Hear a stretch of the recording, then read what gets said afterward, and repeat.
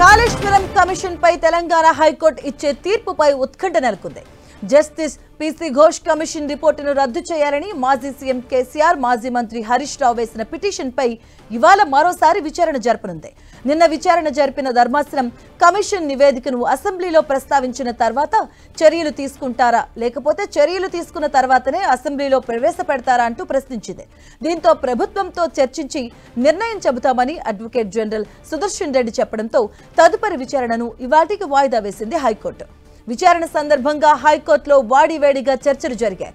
PC Ghosh report copy సక్రమంగా లేదని, report కాపీలో పేజీల సంఖ్య లేకపోవడంపై హైకోర్టు అసహనాన్ని వ్యక్తం చేసింది.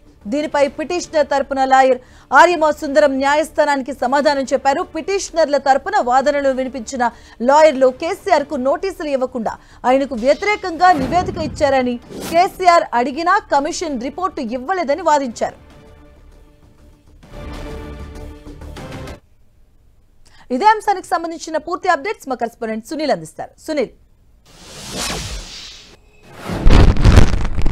తెలంగాణ రాష్ట్రానికి జీవనాధారంగా భావిస్తున్నటువంటి కాళేశ్వరం ప్రాజెక్టులో గత ప్రభుత్వము తీవ్ర అవకతవకలు పాల్పడిందంటూ కూడా ఇటీవల పీసీ ఘోష్ కమిషన్ ఇచ్చినటువంటి నివేదికను సవాల్ చేస్తూ మాజీ ముఖ్యమంత్రి కేసీఆర్తో పాటు అటు హరీష్ రావు ఇద్దరు కూడా హైకోర్టులో వేరువేరుగా పిటిషన్లు దాఖలు చేశారు. దీనిపై నిన్న Telangana chief justice Aparesh Kumar bench సుదీర్ఘంగా విచారణ చేపట్టింది. ఇందులో ప్రధానంగా కమిషన్ ఇచ్చినటువంటి నివేదిక ఏకపక్షంగా ఇచ్చింది.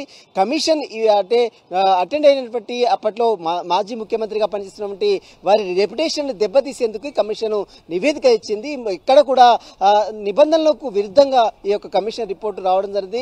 8B 8C ప్రకారము ఎక్కడ కూడా నోటీసులు సర్వ్ చేయలేదు.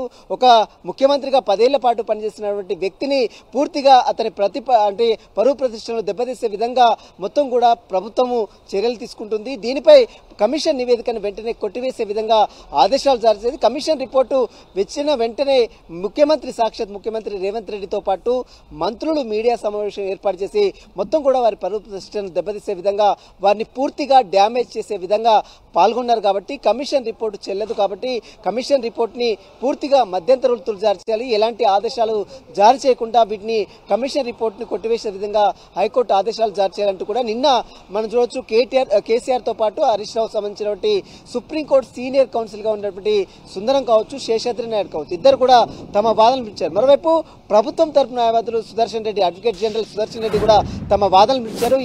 ఏదైతే కేసీఆర్ కావచ్చు హరీష్ రావుకు 8B కింద నోటీసులు సర్వ్ చేస్తాం, కానీ 8B సెక్షన్ మెన్షన్ చేయకపోవడం వల్ల అది 8B నోటీసులు కాదని మీరు ఎలా చెప్తారు? ఎక్కడ కూడా తాము కమిషన్ రిపోర్ట్ని బహిర్గతం చేయలేదు, ఎక్కడ కూడా వెబ్సైట్లో పెట్టలేదు. కేవలం కమిషన్ ఇచ్చినటువంటి నివేదికని దాదాపు 655 పేజీల నివేదికని అధ్యయనం చేయడానికి 3 మెన్ కమిటీ సభ్యులతో కమిటీని వేసాం. అసెంబ్లీలో చర్చించిన తర్వాతనే దీనిపై పూర్తిగా చర్యలు తీసుకుంటామని గతంలో ముఖ్యమంత్రి రేవంత్ రెడ్డికి కూడా చాలా స్పష్టంగా మీడియా సమావేశం మాత్రం ఏర్పాటు చేశారని మాత్రం నిన్న అడ్వకేట్ జనరల్ సుదర్శన్ రెడ్డి తమ వాదనలు ఇచ్చారు. అయితే హైకోర్టు ఒక 3 ప్రశ్నలు చెప్పింది. అసలు ఈ రిపోర్టు బయటికి ఏ విధంగా వచ్చింది, మరోవైపు అసెంబ్లీలో చర్చించిన తర్వాత చర్యలు తీసుకుంటారా, చర్యలు తీసుకున్న తర్వాత అసెంబ్లీలో ఈ యొక్క ప్రస్తావన చేస్తారన్న దానిపై కూడా పూర్తి వివరాలు తెలపాలంటూ కూడా నిన్న అడ్వకేట్ జనరల్ సుదర్శన్ రెడ్డిని హైకోర్టు ప్రశ్నించింది. అయితే ఎక్కడ కూడా తాము వెబ్సైట్లో పెట్టలేదు, అసలు కాపీలు ఎందుకు బయటకు వచ్చాయి, ఏ విధంగా బయటకు వచ్చాయో తమకు తెలియదంటూ కూడా నిన్న సుదర్శన్ రెడ్డి కోర్టు దృష్టికి తీసుకోవడం జరిగింది.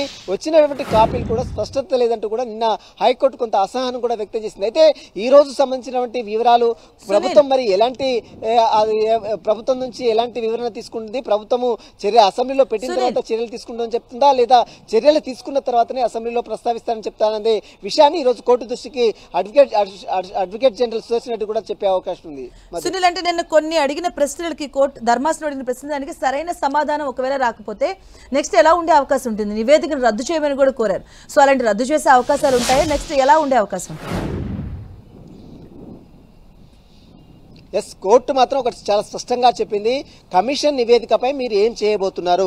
కమిషన్ నివేదిక సంబంధించిన దాంట్లో ఇప్పటికే రాష్ట్ర ప్రభుత్వము అసెంబ్లీలో పెట్టుతుంది, అసెంబ్లీలో ప్రస్తావిస్తుంది. అసెంబ్లీలో ప్రస్తావించిన తర్వాత దీనిపై చర్యలు తీసుకుంటామని చెప్పిన తర్వాత మరి ప్రభుత్వానికి కోర్టు చాలా ఒక సూటి ప్రశ్న చేసింది. ఎందుకంటే చర్యలు తీసుకున్న తర్వాత అసెంబ్లీలో పెడతారా, అసెంబ్లీలో పెట్టిన తర్వాత చర్యలు తీసుకుంటారా? ఈ అంశాలు పూర్తిగా తెలిపాలని అడ్వకేట్ జనరల్ సుదర్శన్ రెడ్డి ప్రశ్నించిన నేపథ్యంలో తాము విషయాలు ప్రభుత్వం దృష్టికి విషయాన్ని తీసుకెళ్తాం, ప్రభుత్వం ఏ విధమైనటువంటి ఆలోచన చేస్తుందో తమకు ఈరోజు సమాచారం అందిస్తామని మాత్రం నిన్న అడ్వకేట్ జనరల్ సుదర్శన్ రెడ్డి చెప్పడంతో కేసుని ఈ రోజుకు కోర్టు వాయిదా వేయడం జరిగింది. అయితే మరోవైపు కేసీఆర్ కావచ్చు, హరీష్ రావు తరపు న్యాయవాదులు మాత్రం ఒకటే చెప్తున్నారు, కమిషనర్ నిబంధనలకు విరుద్ధంగా కమిషన్ రిపోర్ట్ ఇచ్చింది, ఏకపక్షంగా కమిషన్ నివేదిక ఉంది కాబట్టి ఎక్కడ కూడా సెక్షన్స్ ని ఫాలో కావలేదు, 8B 8C కింద ఎక్కడ కూడా నోటీసులు సర్వ్ చేయలేదని మరోవైపు అటు కేసీఆర్ తరపు న్యాయవాదులు కావచ్చు, హరీష్ రావు తరపు న్యాయవాదులు కోర్టు దృష్టి తీస్తుంది. కానీ ఎక్కడ కూడా మేము కమిషన్ జ్యుడిషియల్ కమిషన్ వేసాము, ఎక్కడ కూడా